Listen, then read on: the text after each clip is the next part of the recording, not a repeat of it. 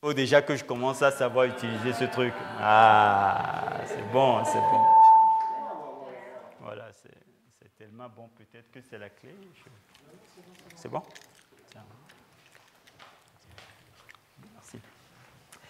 On peut remercier le Seigneur vraiment pour ce qu'il fait. Et comment, les frères et sœurs, alors que nous cheminons avec Dieu, alors que nous avons eu dimanche dernier des témoignages de ce que Dieu fait réellement. Vous savez, des fois, on prie beaucoup, on se regroupe et on a l'impression que le ciel est fermé. Non? Ça ne vous arrive pas?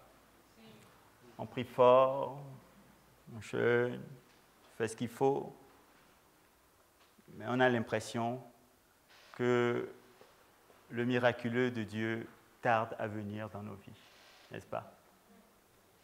Et à chacun d'entre nous et chacune qui sommes ici aujourd'hui, nous savons la difficulté et le découragement que ça peut produire dans nos cœurs. On est d'accord? C'est difficile. C'est difficile parce que si nous considérons la parole de Dieu, c'est avec raison que nous nous attendons. Merci beaucoup, c'est gentil.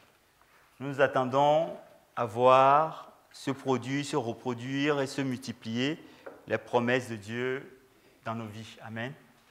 Et tu as raison de croire cela. Dis à côté à ton frère, à ta soeur, tu as raison de croire au Dieu du miracle. Amen. Amen. Tu as raison de croire en lui. Hein? Qui n'a pas raison de croire au Dieu de miracle? Y a-t-il quelqu'un? Ne soyez pas timide. Donc on est tous d'accord qu'on a raison de croire dans ce Dieu de miracle, n'est-ce pas? Je voudrais finir, le Seigneur m'a mis à cœur de finir la série que nous avons commencée depuis 3 ou 4 mois maintenant. Ça commence à faire long quand même, des séries. On se croirait des séries de Hollywood. Mais ici, il y a plus que Hollywood. Il y a la présence de Dieu. Il y a l'œuvre du Saint-Esprit. Il y a l'Église qui grandit. Il y a des vies qui sont transformées dans la puissance du Saint-Esprit. Il y a l'autorité du royaume de Dieu qui s'établit de plus en plus dans nos vies. Nous le ressentons, nous le voyons. Même si des fois nous sommes oppressés, même si des fois nous devons perdre des êtres chers, même si des fois nous devons nous retrouver dans des situations difficiles, nous savons que notre Dieu règne. Amen. L'expérience de la vie nouvelle dans le royaume de Dieu et dans les ministères du disciple, nous sommes en train de discuter sur le lieu secret de nos triomphes. Amen. Vous savez, il y a un lieu secret où l'enfant de Dieu triomphe. Amen. Dis à ton frère, à ta soeur à côté de toi, tu triomphes. Et il te dit, ces derniers temps-ci, ce n'est pas trop les triomphes, hein, c'est plus les coups plutôt que les triomphes. Mais dis ton Dieu te dit que tu triomphes. Amen. Mais dis-le à ton frère et ta soeur, encourage ta chérie, tiens. Le frère Jean-Camille me regarde, regarde ta chérie et encourage-la.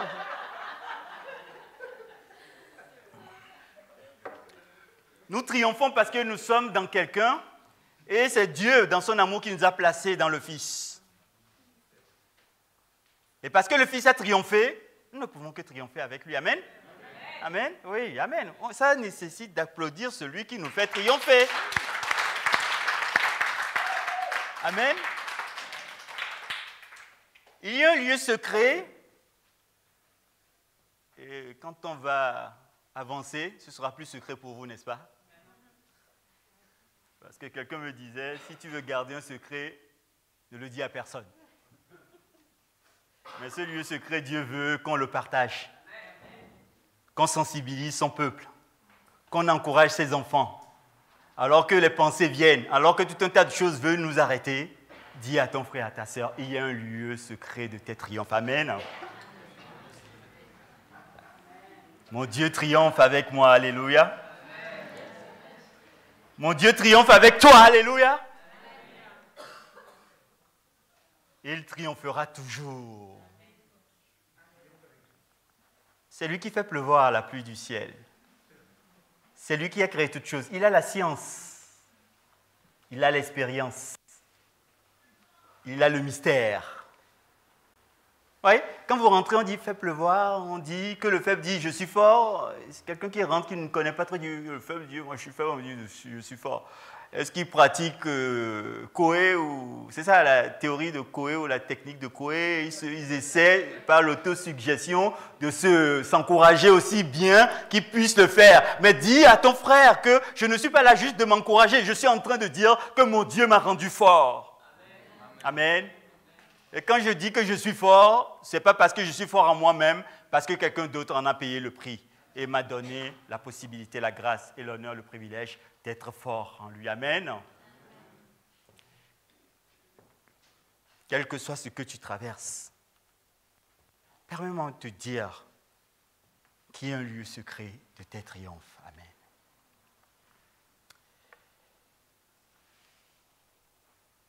Je viens d'avoir mes 50 ans. Non, je ne le fais pas. Oui, je sais.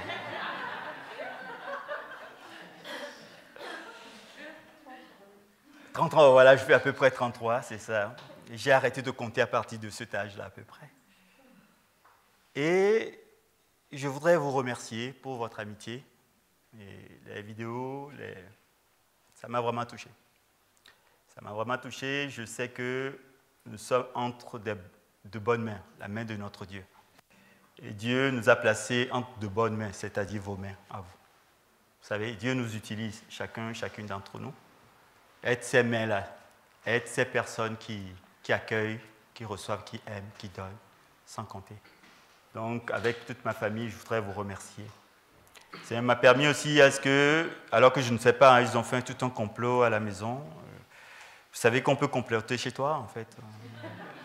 Je n'avais pas imaginé que le complot aurait été avec la complicité de... Bon, je me tairai des noms parce que ça deviendra quelque chose d'extrêmement... Et puis, mon frère est venu du Canada, mon troisième frère, en fait. Je suis dans une famille de 4 garçons. Je suis le dernier, et puis le troisième, je suis assez proche de mon frère.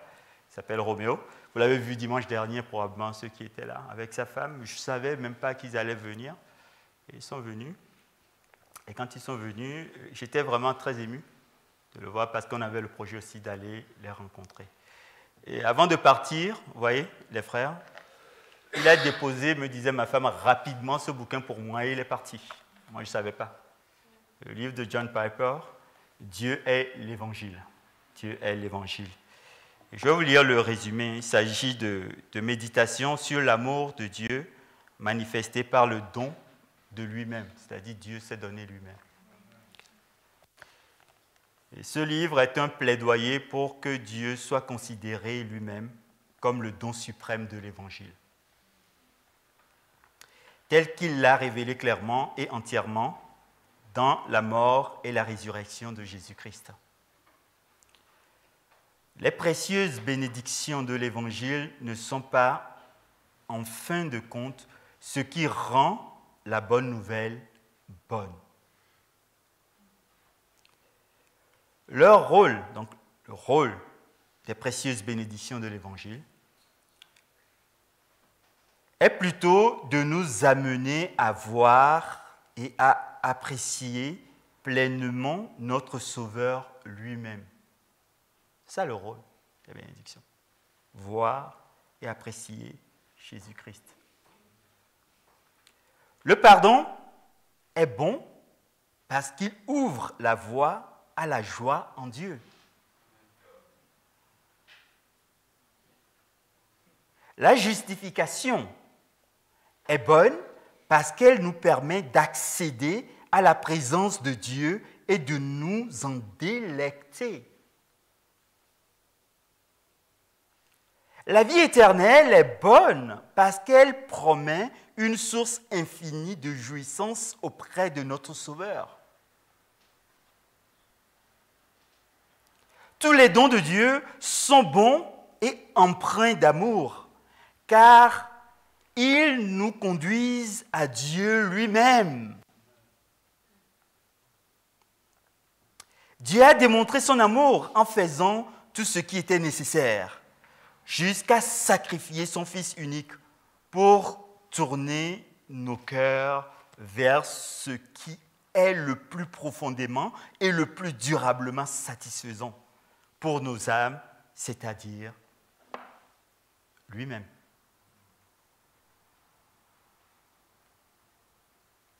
Tel est le cadeau que mon frère m'a donné. Je le remercie beaucoup pour ce cadeau. Quand je l'ai lu, je l'ai relu une deuxième fois, une troisième fois. Je me suis dit, c'est magnifique ça. Cela m'a encouragé. Et je pourrais, par la grâce du Seigneur, encourager cet après-midi en disant que Dieu est bon. Dieu est vraiment bon.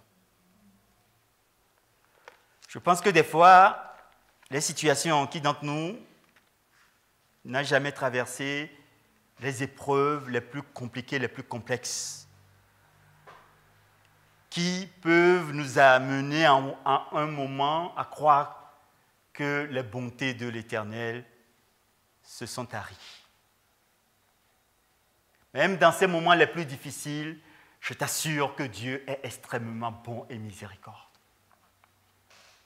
Et que sa grâce est toujours suffisamment, abondamment, considérablement disponible pour ceux qui veulent trouver en lui leur refuge. J'ai noté, vous savez, la dernière fois, une synthèse, comme le temps passe, pour qu'on finisse aujourd'hui, si Dieu le veut, que les épreuves de la vie est le sort commun de toute personne. Vous vous rappelez? Amen. Les épreuves de la vie viennent tester la véracité de nos propos. Il ne suffit pas de dire que je crois, c'est que les épreuves de la vie viendront dire « prouve-moi que tu crois ». La pédagogie des épreuves, c'est de nous amener non seulement à confesser des choses, mais à agir conformément à ce que nous confessons.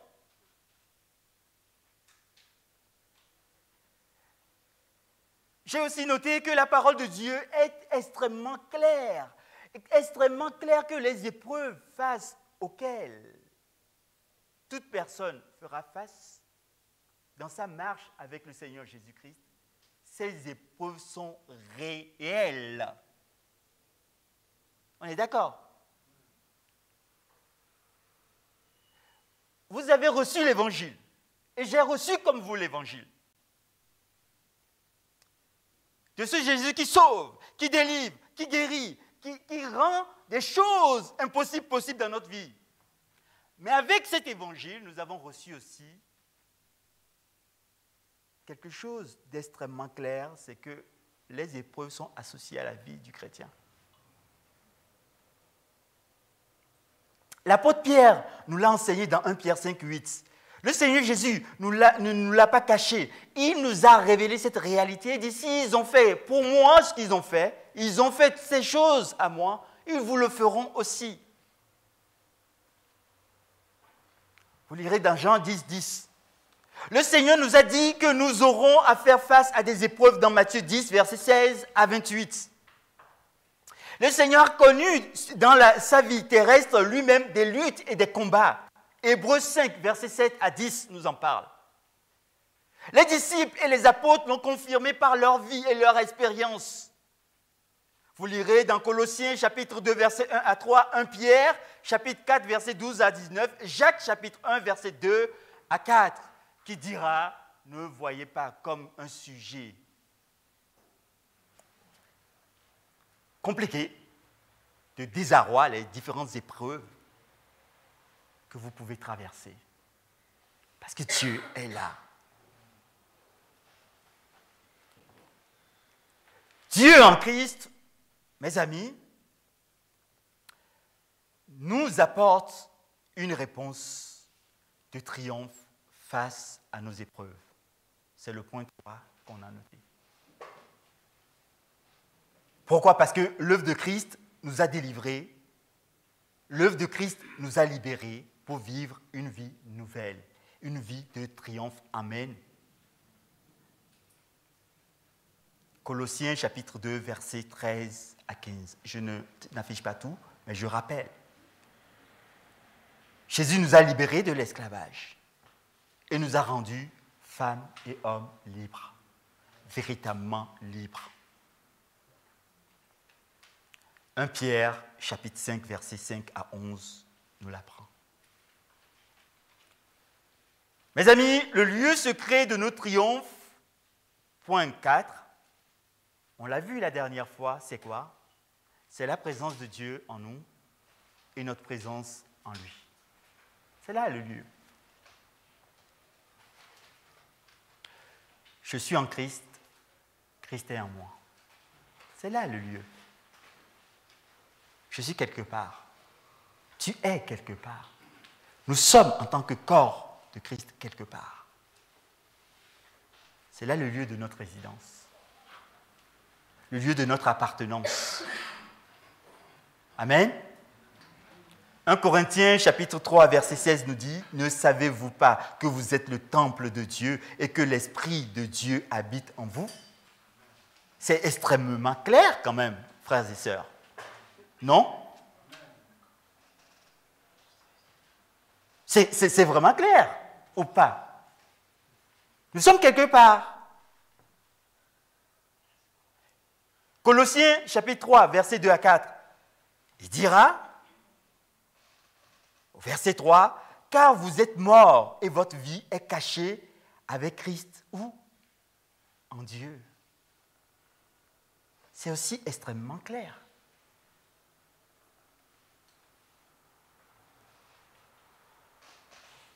Et ceci nous a amené au point 5 où on a commencé à parler de comment marcher dans ce lieu de nos triomphes. Le lieu, vous le connaissez maintenant. C'est notre place en Christ. C'est l'endroit où Dieu nous a positionnés. Vous voyez? Je vous ai déjà raconté plusieurs fois que des fois, quand c'est compliqué pour moi, je me lève ou je ne me lève pas, mais je dis, Seigneur, je suis en toi, tu es en Dieu. Pour que ça s'écroule, il faut que Dieu s'écroule, que toi tu t'écroules avant que ça ne me touche. Donc je suis dans la garantie que tu fais quelque chose pour moi. Amen. Parce que des fois, il vaut mieux détourner son regard de toutes les difficultés qu'on rencontre, de nos peurs, de nos craintes, de nos phobies, de nos découragements, de tout tas de choses pour dire, Seigneur, je me repositionne dans ma pensée là où tu m'as placé. Et c'est là où je me sens en sécurité. Amen. Ça vous attriste? Non. Ah bon, d'accord. En tout cas, moi, ça me réjouit de savoir que je suis dans un lieu où je suis protégé par Dieu, le Créateur de toutes choses. Et quand on est dans ce lieu, la question qu'on peut se poser, qui est légitime, c'est comment marcher dans ce lieu de triomphe. Et qu'est-ce qu'on a vu la dernière fois? On a vu que la posture et l'attitude du triomphateur, puisque c'est ça, c'est un mot que j'ai découvert en français, j'ai trouvé ça, c'est quand même compliqué. Triomphateur. Waouh! Mais c'est joli aussi, c'est à la fois compliqué et joli. Donc, toi comme moi, triomphateur et triomphatrice, ça se dit. Oh, j'y arrive parce que des fois je réécris le français et ce n'est pas correct. Dans le lieu secret de nos triomphes, c'est quoi? Pour triompher, c'est l'humilité. Non? Si? Ah, c'est difficile ça, hein? Ah là là là là là là là. Être humble. C'est difficile. Hein? Quelqu'un me disait, moi je suis humble, mais il ne faut pas pousser trop loin le bouchon. J'ai dit, eh bien, c'est justement à partir de ce moment-là qu'on mesure ton humilité. Alors qu'on pousse encore plus. J'ai dit, frère, fais attention. J'ai dit, ok, très bien. Le Seigneur Jésus-Christ est l'exemple parfait d'humilité. La Bible dit dans Philippiens chapitre 2, versets 3 à 11, mais je lirai que quelques versets, que votre attitude soit identique à celle de Jésus-Christ. Lui qui est de condition divine, il n'a pas regardé son égalité avec Dieu comme un butin à préserver, mais il s'est dépouillé lui-même en prenant une condition de serviteur. Écoutez bien, frères et sœurs, en devenant semblable aux êtres humains, reconnu comme un simple homme, il s'est humilié lui-même en faisant preuve d'obéissance jusqu'à la mort, même la mort sur la croix.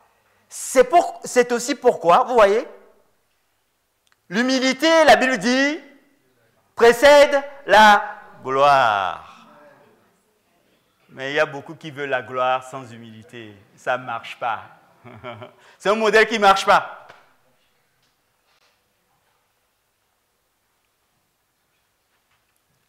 C'est aussi pourquoi Dieu l'a élevé à la plus haute place et lui a donné le nom qui est au-dessus de tout nom.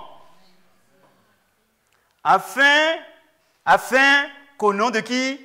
De Jésus, qu'est-ce qui se passe? Chacun plie le genou. Waouh! On y vient. Chacun plie le genou dans le ciel, sur la terre et sous la terre. Ça veut dire que tout l'univers plie le genou.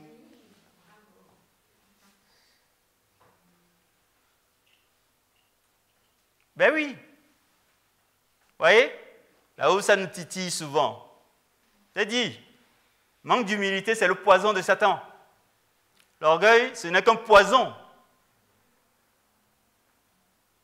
Mais l'antidote, parce que ça existe, c'est la croix. Et c'est ce que la Bible nous dit.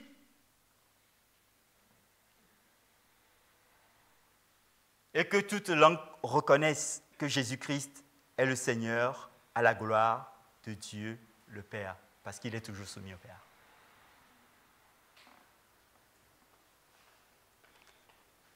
L'humilité, mes amis, est la position dans laquelle l'humain triomphe et manifeste la gloire selon Dieu. Proverbe 15, verset 33, la crainte de l'Éternel enseigne la sagesse et l'humilité précède la gloire. C'est ce que je vous ai raconté tout à l'heure. Jacques 4, verset 10 dira, humiliez-vous devant le Seigneur et il vous élèvera. Matthieu 5, verset 3 dit, heureux, et c'est Jésus qui parle, heureux ceux qui sont humbles de cœur, car le royaume des cieux est à eux. Si vous analysez un tout petit peu avec moi, prenons un temps d'analyse, je regarde quand même, c'est que le monde ne nous enseigne pas à être humble. On est d'accord? Dans le monde, la réalité du monde, c'est moi, c'est l'orgueil, c'est la suffisance de l'homme. On est d'accord? Ok? Mais Dieu nous montre un autre schéma, une autre façon de raisonner, une autre façon de triompher. Si Dieu nous montre que la façon de triompher est de marcher en toute humilité et en obéissance au Père, c'est que Dieu sait que autre façon de faire ne t'élèvera pas. Tu ne triompheras pas. Vous voyez? De deux choses l'une. Qu'est-ce que nous voulons choisir? Nous devons nous poser les bonnes questions. Vous voyez? 1 Pierre, chapitre 5, versets 5 à 7, qui dit de même, vous qui êtes jeunes, soyez soumis aux anciens. Et tous, dans vos rapports mutuels, c'est là où je veux en venir, revêtez-vous d'humilité. Tous, il n'a pas dit quelques-uns, tous ensemble, revêtez-vous d'humilité. Car Dieu résiste aux orgueilleux. Mais, qu'est-ce qu'il fait Dieu? Il fait grâce à qui? Aux humbles. Tu veux rencontrer la grâce de Dieu? Mais Dieu t'a donné le secret. Tu veux vivre la grâce pleine et débordante de Dieu? Dieu t'a donné le secret. Des fois, on a du mal à comprendre les évangiles.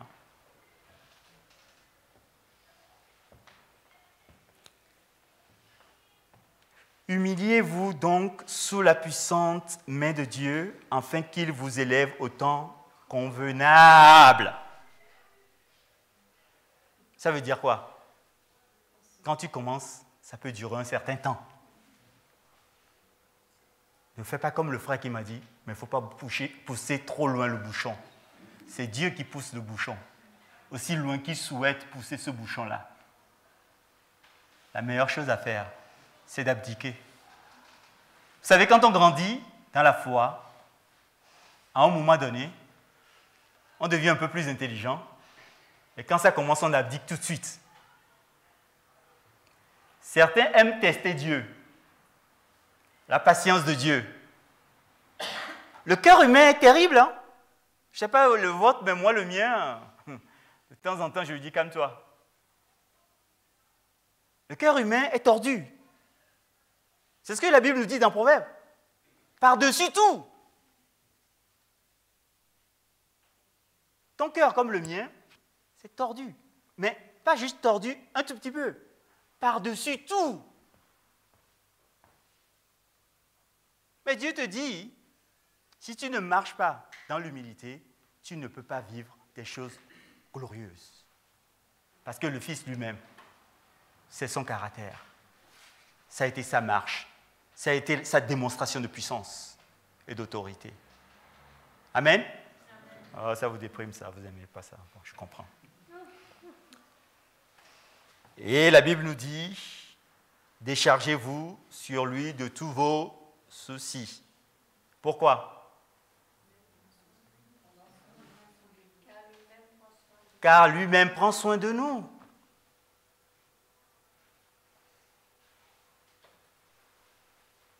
Lui-même prend soin de toi. C'est Dieu qui prend soin de toi. Oh, bien souvent, il utilise l'Église, il utilise des frères, il utilise des sœurs, il utilise même des amis, même des païens pour prendre soin de toi. Mais au travers de leur vie, c'est Dieu lui-même qui prend soin de toi. Afin que toute la gloire lui soit rendue en toutes choses. Vous comprenez ce que je suis en train de dire? Dis, Dieu, tu prends soin de moi. Tu prends vraiment soin de moi, Seigneur. Et si je ne suis pas convaincu, fais-moi la grâce d'être convaincu. Ah, vous ne voulez pas prier, hein? Vous avez peur? Je marquais, l'orgueil est le caractère du diable. L'orgueil est une des armes les plus redoutables du diable. Et c'est ce qui s'est passé dans le jardin, où Satan a conduit l'homme et la femme à perdre ce qu'ils avaient de plus glorieux. Fuyons la fausse apparence et la fausse humilité, vous savez. C'est là où je voudrais rajouter une brique aujourd'hui. On aura 4 briques à rajouter par l'aide du Seigneur. Des fois, on peut avoir l'apparence, mais sans avoir la consistance, la substance. C'est être véritablement, se laisser vraiment transformer par Dieu.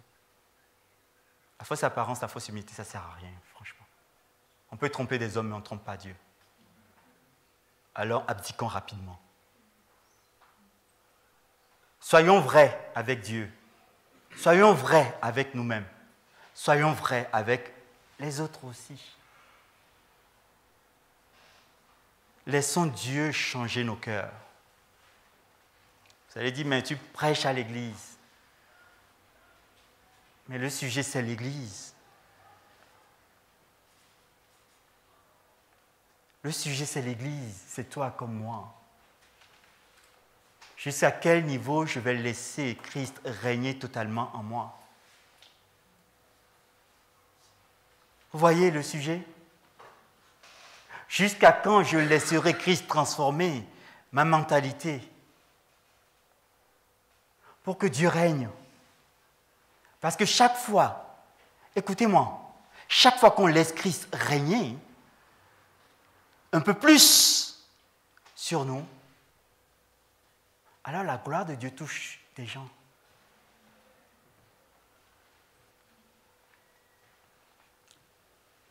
L'humilité est aussi la disposition du cœur.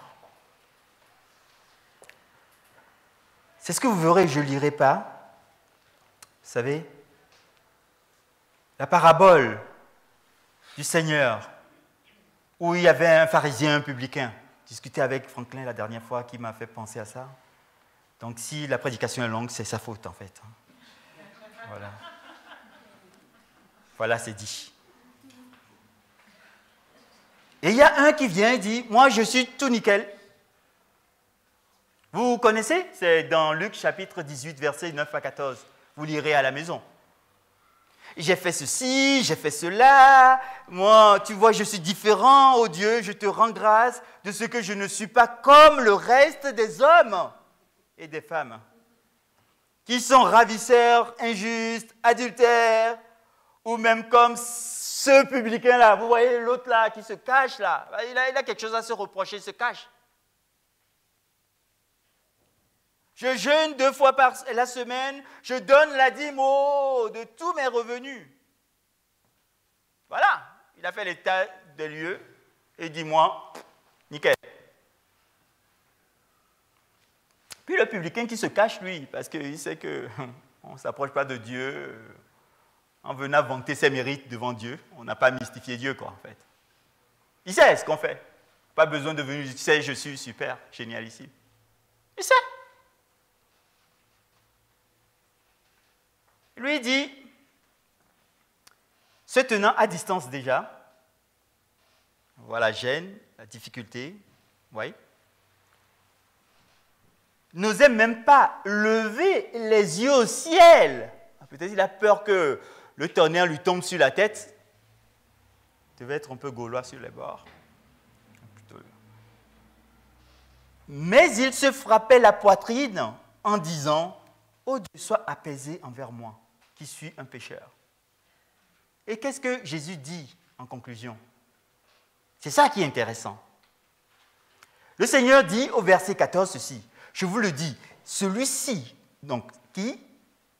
C'est le publicain. On est d'accord? Vous me suivez jusque-là? Ou vous êtes en train de faire votre sieste? C'est pour ça que je milite pour que le culte parte le matin. Je milite, hein? Bon après... milite toujours, c'est ça? Je vous le dis, celui-ci descendit dans sa maison justifiée, plutôt que l'autre, car quiconque s'élèvera sera abaissé, et celui qui s'abaissera sera élevé. C'est le même principe en fait.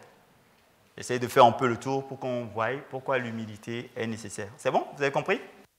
Notre disposition de cœur, c'est nécessaire? Ok. C'est un terreau, le cœur, dans lequel Dieu travaille. Ok. Donc si tu as des problèmes avec l'orgueil, tu peux le traiter aujourd'hui, là, maintenant. Dis pas dans 2 jours, je vais traiter cette histoire-là. Commence à te repentir maintenant. Commence à dire, Seigneur, maintenant je vais arrêter. Et je sais que sans toi, je n'y arriverai pas. Commence à recevoir maintenant Christ. Le règne de Christ. La puissance de Christ. Pour terrasser tout ce qui reste comme orgueil, comme vanité, comme suffisance. Pour ne dépendre que de lui et de lui seul. Amen. Donnez acclamation à Dieu. Amen. Amen.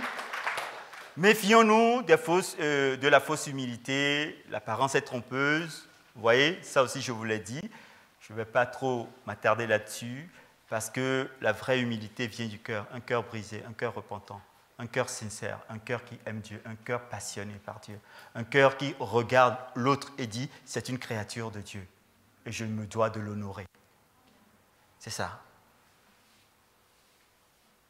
Il a toute sa place sur cette terre. Si Dieu l'a créé, il ou elle a toute sa place sur cette terre. Je ne dois pas le regarder avec un regard hautain de suffisance.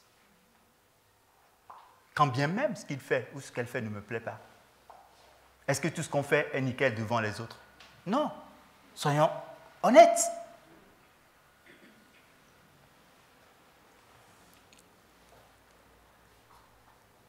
Donc que Dieu nous aide.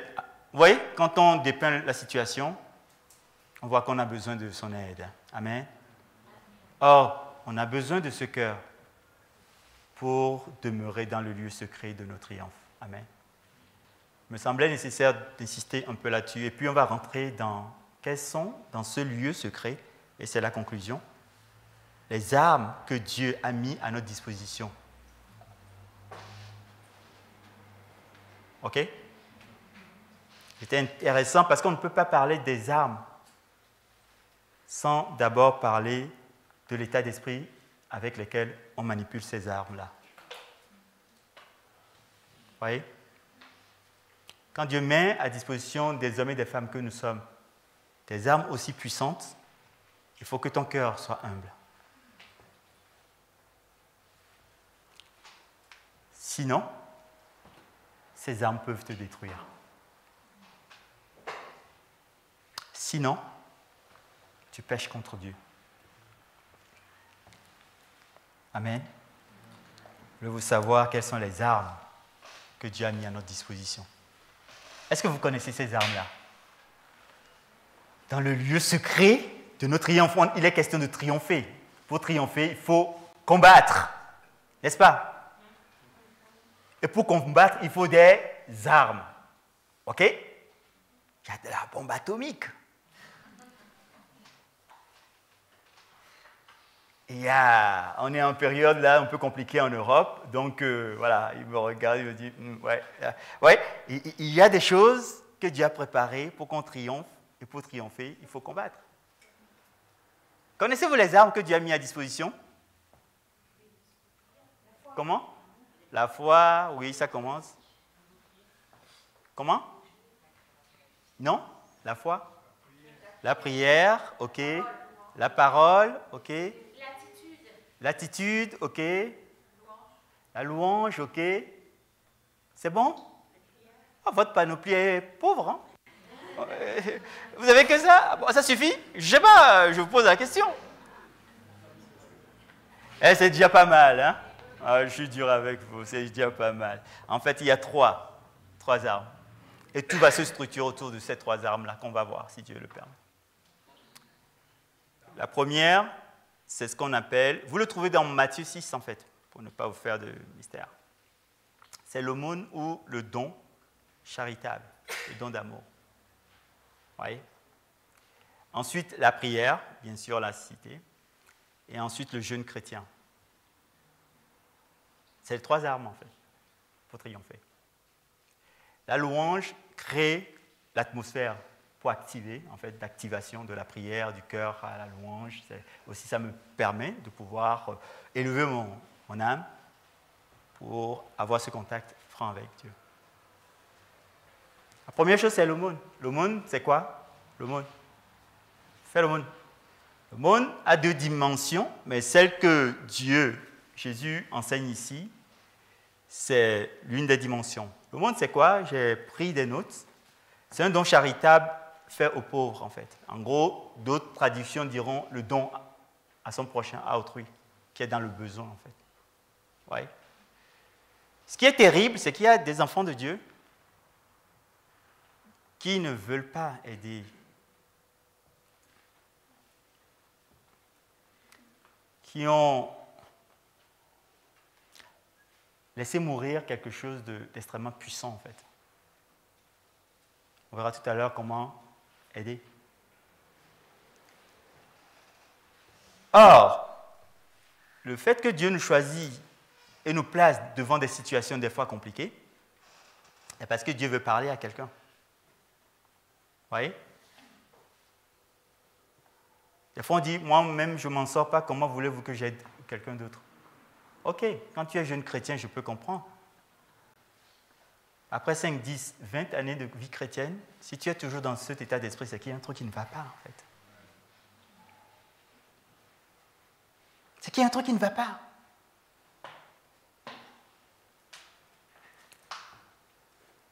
Ce don, en général, est de faible valeur que l'on fait à celui qui est dans la misère pour l'assister.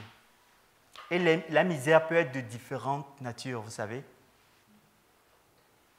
Des fois, c'est matériel, mais des fois, c'est spirituel. Vous voyez ce que je suis en train de dire? Jésus a commencé à parler d'abord, avant de parler de prière, de jeûne, parce que tout le monde était là, la foi, nanana, la prière, le jeûne, bouh! Jésus a dit, commence déjà à t'occuper de ton prochain qui est à côté de toi. Moi, j'aime la sagesse de Jésus et le pragmatisme de Jésus. On va faire des veillées, on va faire des nuits de prière, on va jeûner 40 jours, plus 1. Je ne sais pas pourquoi le plus 1, mais bon.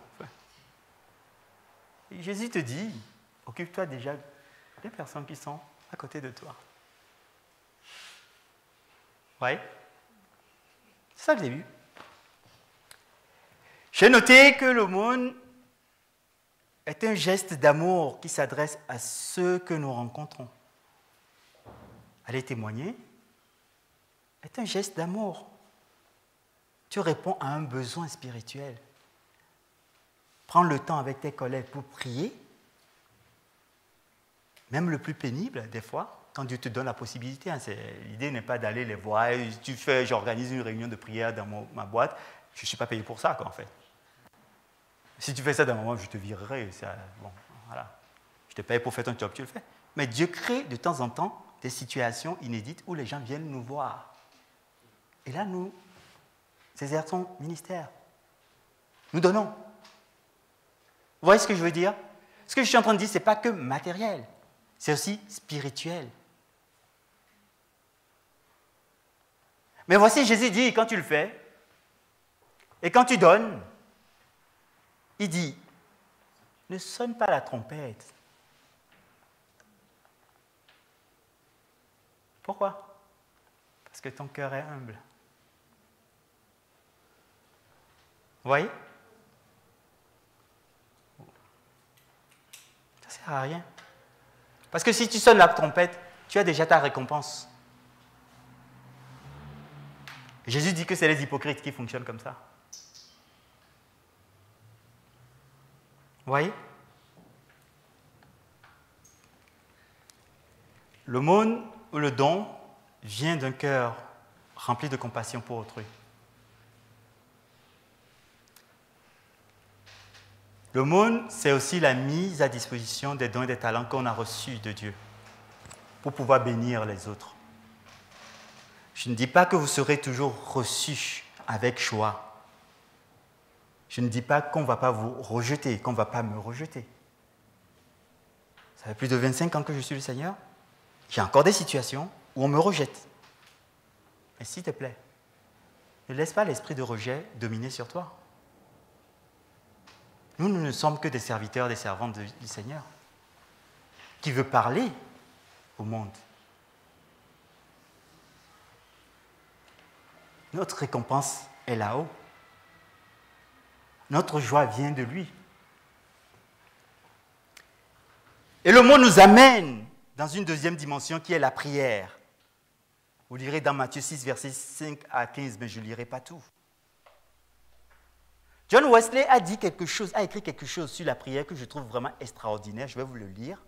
Il dit, sans l'homme, Dieu ne le fera pas. Sans Dieu, l'homme ne le peut pas. Je redis, sans l'homme, Dieu ne le fera pas. C'est-à-dire, Dieu a besoin de nous. Et sans Dieu, l'homme ne peut pas, ne le peut pas. C'est-à-dire, ma force, ma puissance doit venir du Père. Et c'est en ce moment que ma prière a un impact.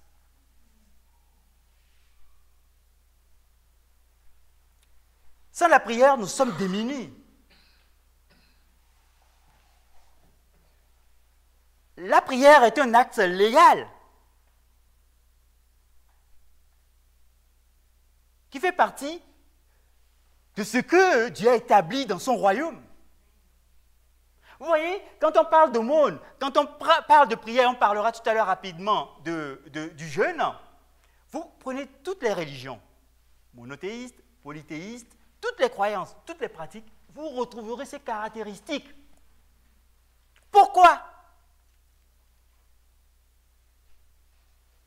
Je suis des fois sidéré de voir que des fois, des enfants de Dieu n'ont plus la capacité de prier.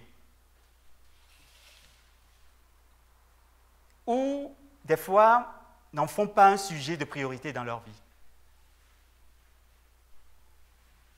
Je ne veux pas t'attrister en parlant ainsi, mais je vois juste le danger spirituel. Et à un moment donné, en tant que serviteur de Dieu, quand tu vois un danger spirituel, tu te lèves et tu dis, Seigneur, fais grâce et miséricorde. Donne-nous à nouveau de soupirer d'après ces choses-là. Dieu a besoin que nous puissions, la prière, je vais résumer, c'est un contact, une union et une fusion avec Dieu. Celui qui prie, il touche Dieu. N'oubliez pas que nous sommes dans le lieu secret de nos triomphes. Nous avons laissé Dieu nous transformer tellement le cœur que nous voulons aider les autres, nous voulons servir les autres, nous voulons donner aux autres. Mais nous ne le faisons pas sans prier derrière. Parce que les armes avec lesquelles nous combattons sont des armes spirituelles. C'est-à-dire nous sommes confrontés à tout un tas d'esprits méchants dans les lieux célestes, mais aussi qui agissent au travers d'hommes et de femmes. Donc nous devons leur apporter ministère. Pour apporter ministère, nous avons besoin de quoi? De prier, d'aller toucher Dieu, d'être en communion avec le Père. Un contact, une union et une fusion. Et quand on fusionne avec Dieu, c'est là où la prière devient révélation. Et c'est là où nous pouvons dire des choses selon le cœur de Dieu. Tant qu'il n'y a pas de fusion avec Dieu, mais nos prières ne montent pas si haut que ça. Des fois, ça va très vite. Pourquoi? Parce que la disposition de mon cœur, de ton cœur, permet que ça aille vite. Des fois, ça met beaucoup de temps. Pourquoi? Parce qu'il faut que le Saint-Esprit me montre qu'il y a des choses que Dieu n'est pas d'accord avec toi. Et dès que tu te repens, dès que tu saisis la grâce de Dieu, dès que tu vois que Dieu a fait quelque chose pour toi, tu te repens. Et qu'est-ce qui se passe? La prière, tu passes à la fusion. Alléluia. Je suis des fois un peu triste quand même, voire trop triste en disant combien d'enfants de Dieu négligent l'arme de la prière, la discipline de la prière, l'art de la prière. Je sais, nous avons beaucoup de choses à faire. Je ne vais pas vous réciter mon planning. Demandez à ma femme, à mes enfants. Mais jamais, je ne sacrifierai pas la vie de prière, ma vie de prière personnelle. Et dès que je peux, je vais en communauté, vendredi, maison de prière, nous prions. Parce que le secret est là. Les armes sont disponibles. Nous sommes dans le lieu de nos triomphes. Comment voulez-vous triompher si nous n'utilisons pas les bons moyens pour triompher? Je ne te gronde pas, hein. C'est juste de la sensibilisation. Mais ma voix porte un peu haut. C'est pour ça. Bon, on va finir. Nous donnons un accès privilégié à la pensée de Dieu de se concrétiser ici-bas quand nous nous mettons à prier. Quand nous prions, le ciel et la terre interfèrent. Les réalités d'en haut descendent ici-bas. Ok? Nous reconnaissons l'autorité de Dieu. Nous implorons l'intervention de Dieu. Nous exerçons l'autorité que Dieu nous donne au travers de la prière.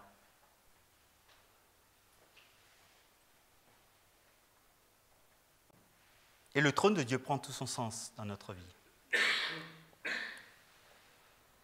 Je veux terminer par le jeûne. Le jeûne est une dimension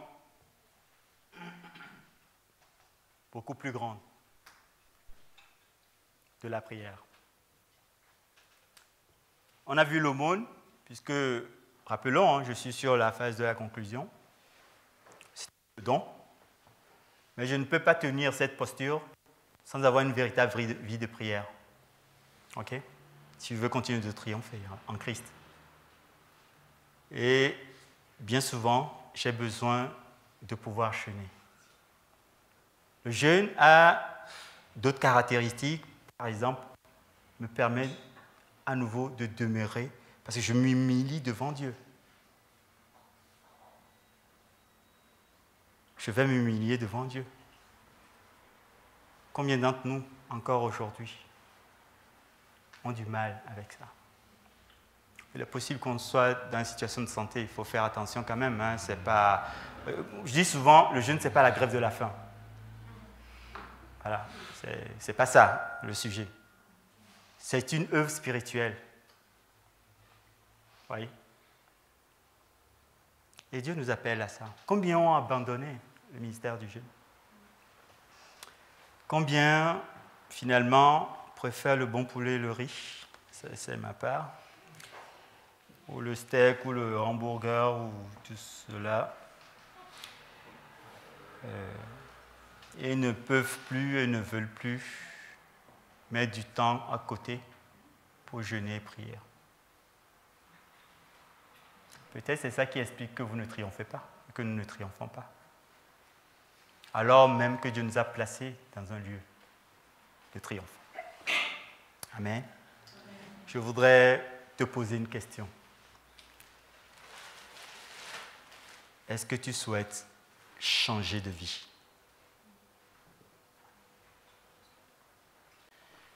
Je voudrais te poser la même question une seconde fois. Souhaites-tu changer de vie? Je voudrais finir en te posant la même question une troisième fois. Sais-tu que tu peux changer de vie aujourd'hui? Amen. Que tu peux rentrer dans ton héritage de triomphe. Amen. Je veux qu'on se lève pour triompher. On va triompher par l'aide du Seigneur. Il est 5h30, c'est bon. Allez-y, on va...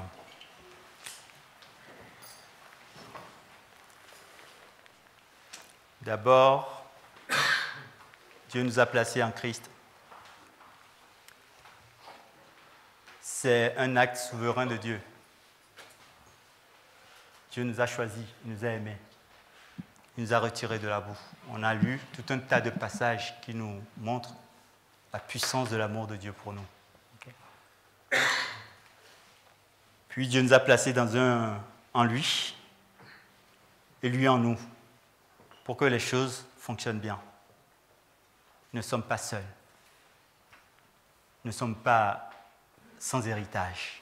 Nous a accordé le privilège de toucher à son royaume et de vivre, de demeurer dans son royaume.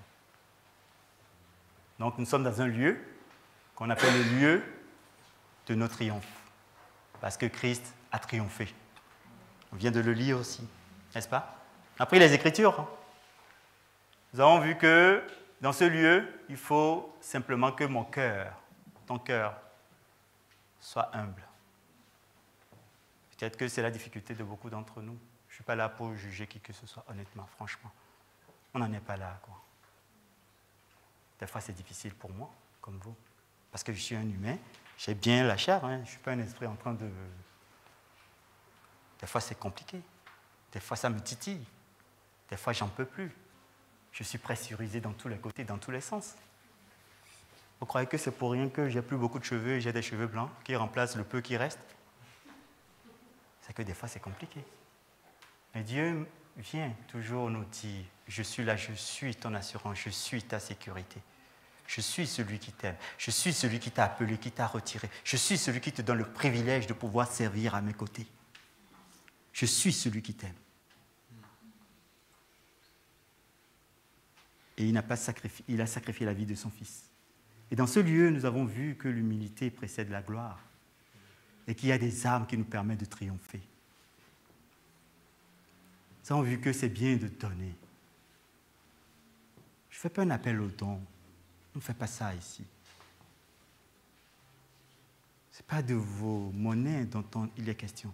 C'est de vous, vous-même, en tant que temple du Saint-Esprit. De la manière dont vous allez disposer vos vies pour que Dieu vous utilise pour toucher d'autres personnes. Parce que les besoins sont immenses. Et on a vu que cette arme pour donner ne peut être effective que parce que nous prions. Nous avons une discipline pour prier. Nous cherchons Dieu. Vous vous rappelez de ces choses. Nous cherchons Dieu passionnément. Et que la prière, c'est d'abord un contact Et celui que je touche est saint. Et c'est pour cela qu'au début de la prière, des fois, je me repens. Je me repens de la dureté de mon cœur. Je me repens de... Des fois, c'est tellement dur. Je sais. Dieu le sait. Je lui demande de me pardonner. Pour que du contact, je puisse aller à l'union. Et quand je suis en union avec Dieu, mon cœur s'apaise. Parce que je me suis repenti. Il n'y a plus d'obstacle entre moi et Dieu. Parce qu'un en a payé le prix, Jésus-Christ. Parce que sa mort, par sa mort, je suis reçu. Par son sang, je suis purifié. Donc je peux retrouver la paix de mon âme. Et en ce moment-là, je deviens attentif à ce que Dieu veut dire. Vous voyez? Puis, la fusion. Et quand on fusionne, on devient un. Ce que Dieu veut, c'est ce que je désire. Ce que je désire de ce que Dieu veut, c'est ce qui se passe. Ma prière n'est plus des blasphèmes ou des mots sans sens. C'est pour cela que Jésus a dit, quand vous priez, ne multipliez pas des mots, comme les païens. On devient précis, parce qu'on a reçu quelque chose de Dieu. Et nos prières commencent à incarner cela. Et enfin, troisième chose, le jeûne. Ce contact franc dans les difficultés. Il y a des choses, Jésus disait à ses disciples, il y a des démons, vous ne pouvez les chasser que par le jeûne et la prière. Jésus disait, alors qu'on lui posait la question, pourquoi tes disciples ne jeûnaient pas? Il dit, est-ce que les amis de l'époux peuvent jeûner quand l'époux est là? Un jour viendra, l'époux leur sera enlevé. Nous sommes dans ce temps. Jésus a été enlevé, glorifié dans le ciel. Il reviendra. Dans ces moments-là, ils jeûneront et prieront. Pourquoi? Parce que le combat nécessitera cela. Veux-tu que ta vie change aujourd'hui? Veux-tu vraiment changer? Alors levons nos voix pour demander au Seigneur de nous faire grâce. Chacun, vous levez la voix maintenant. Alléluia, gloire à Jésus. Seigneur, nous élevons nos voix devant toi.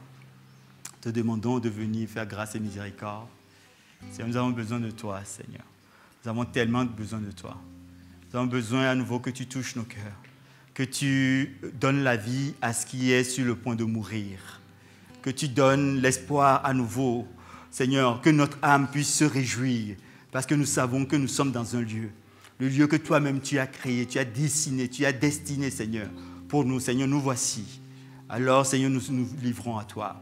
Nous nous livrons totalement à toi parce que nous voulons simplement que tu nous emportes avec toi. Oh Seigneur, qu'est-ce qu'il est bon d'être avec toi. Oh Seigneur, nous voici. Viens changer ce qui a changé. Viens nous conduire à triompher avec toi. Au nom de Jésus. Au nom de